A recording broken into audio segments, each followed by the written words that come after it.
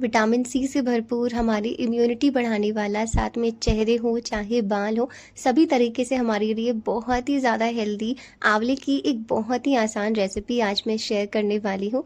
आज मैं बनाने वाली हूँ आंवले का बहुत ही ज़्यादा चटपटा अचार, जो बनाने में जितना ज़्यादा आसान है ना, सच बता रही हूँ, खाने में उससे भी ज़्यादा स्वादिष्ट है। तो एक बार आप ये वाला अचार ज़रूर से ट्राई करिएगा, आपको बहुत ही ज़्यादा पसंद आएगा। तो इसे बनाने के लिए मैंने सबसे पहले यहाँ पे आंवले लिए हुए। अच्छा, ये ना टोटल तकरीबन 4 से 5 केजी आंवला है, जिन्हें मैं एक साथ स्टीम कर रही हूँ। लेकिन ये जो मैं अचार बनाऊंगी ना, ये मैं केवल 1 केजी आंवला से बनाने वाली हूँ, ठीक है। तो यहाँ पे मैंने एक पतीले में पानी गर्म होने के लिए रख दिया था। इसके ऊपर इस तरीके का छेद वाला बर्तन रखकर इसमें सारे आंवला डाल देंगे और ढक करके तकरीबन 15 मिनट के लिए मीडियम टू हाई फ्लेम पर स्टीम होने देंगे, ताकि जो आंवला है ना वो बढ़िया से रेडी हो जाए।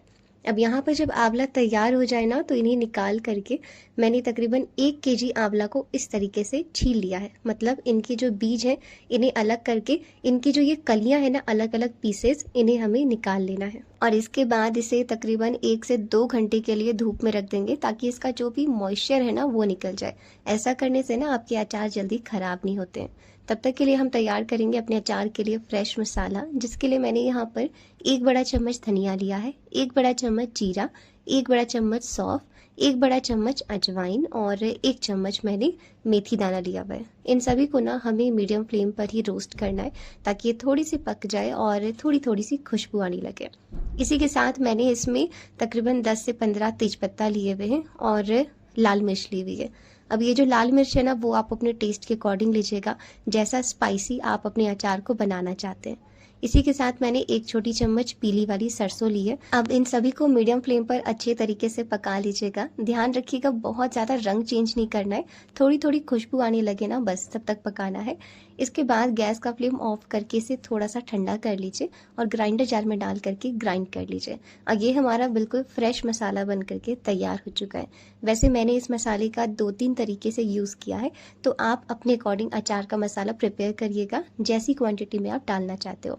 इधर ये जो हमारे आंवले हैं ना, वो तैयार हो चुके हैं। तो अब हम इसमें बाकी सारी चीज़ें डालेंगे। सबसे पहले तैयार किया हुआ अचार का मसाला मैंने अपने अकॉर्डिंग डाला है, जैसा मुझे पसंद है।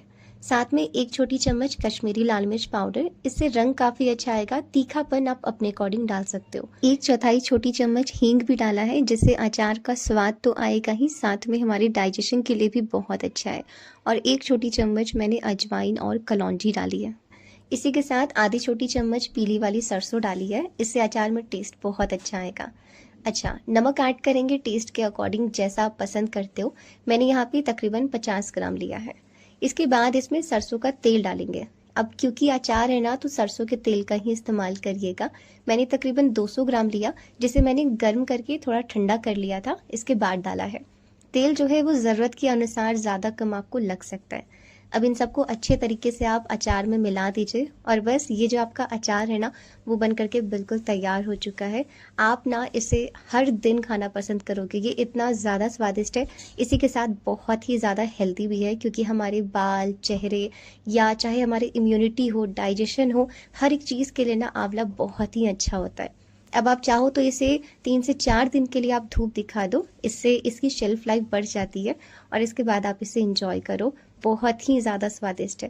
और ट्राई करने के बाद अगर आपको आज की रेसिपी पसंद आई, तो प्लीज़ वीडियो को लाइक ज़रूर से करिएगा और वीडियो को ज़्यादा से ज़्यादा अपने फ्रेंड्स और फैमिली के साथ शेयर भी ज़रूर से करें। मिलूंगी आपसे अगले वीडियो में, तब तक के लिए आप सभी खुश रहिए, स्वस्थ रहिए। Thank you so much. Radhe Radhe.